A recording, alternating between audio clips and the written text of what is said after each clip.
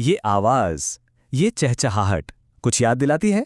एक ऐसी चिड़िया की याद जो कभी हमारे आंगनों का, हमारी जिंदगी का एक अहम हिस्सा हुआ करती थी। आज हम उसी भूली बिसरी पड़ोसन यानी गोरैया की बात करेंगे। हाँ, यही वो आवाज है, ची ची। इस आवाज को सुनकर क्या वो छोटी सी फुर्तीली चिड़िया जहन में आती है जो हमेशा हमारे आसपास ही कहीं फुदकती रहती थी? सही कहा, वो हमारी पुरानी दोस्ती तो है। एक ऐसी दोस्त जिसने हजारों सालों से इंसानों के साथ रहना चुना और हमारे घरों को ही अपना घर बना लिया। और यही बात गोरैया को सबसे खास बनाती है। देखिए, ज्यादातर पक्षी तो जंगलों में या पहाड़ों पर रहते हैं, लेकिन गोरैया, उसे इंसानी बस्तियां पसंद हैं। वो हमारे साथ रहना पसंद करती है।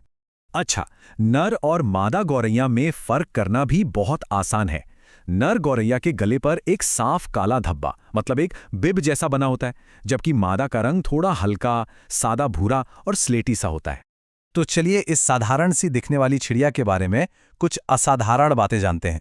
इसके अंदर कुछ ऐसी काबिलियत छुपी हैं जो हैरान कर देंगी। क्या कभी सोचा है इसके बारे में?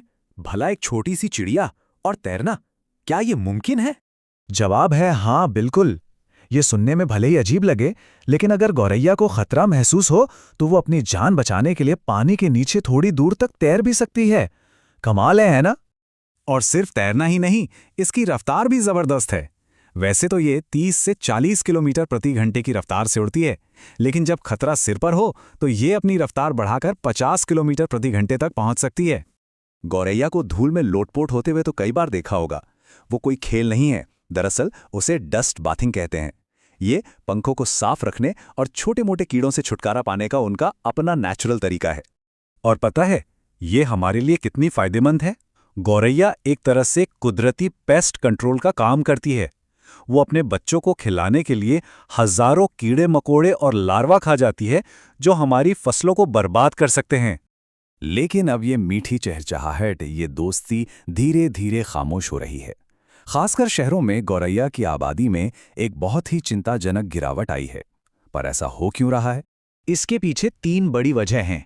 पहली, हमारे घर बनाने का बदलता तरीका। आज की मॉडर्न बिल्डिंग्स में वो पुराने घरों जैसे कोने, दरारें या रोशनदान होते ही नहीं जहां वो घोंसला बना सकें। दूसरी वजह है मोबाइल टावरों से निकलने वाला रेडिएशन, जो उनकी सेहत पर बहुत बुरा असर डालता है।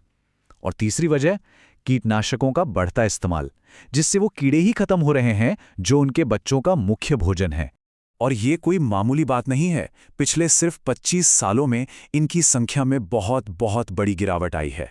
हमारी ये दोस्त हमसे दूर जा रही है। लेकिन उम्मीद अभी बाकी है।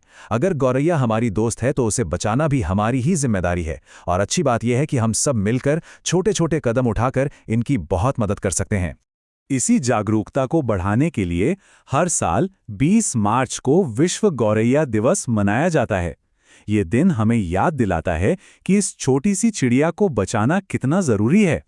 और मदद करना मुश्किल बिल्कुल नहीं है। बस अपनी बालकनी या छत पर एक मिट्टी के बर्तन में साफ पानी और मुट्ठी भर दाना जैसे बाजरा या चावल रख दें। हो सके तो एक छोटा सा घोंसले का बक्सा लगा दें और अपने आसपास स्थानीय पेड़ पौधे लगाएं ताकि एक अच्छा माहौल बन सके।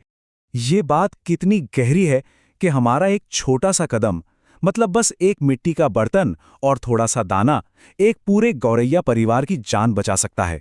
तो ये सब जानने के बाद एक सवाल खुद से पूछना तो बनता है। जरा सोचिए, आखिरी बार अपने घर के आसपास उस नन्ही सी दोस्त गौरैया को कब देखा था?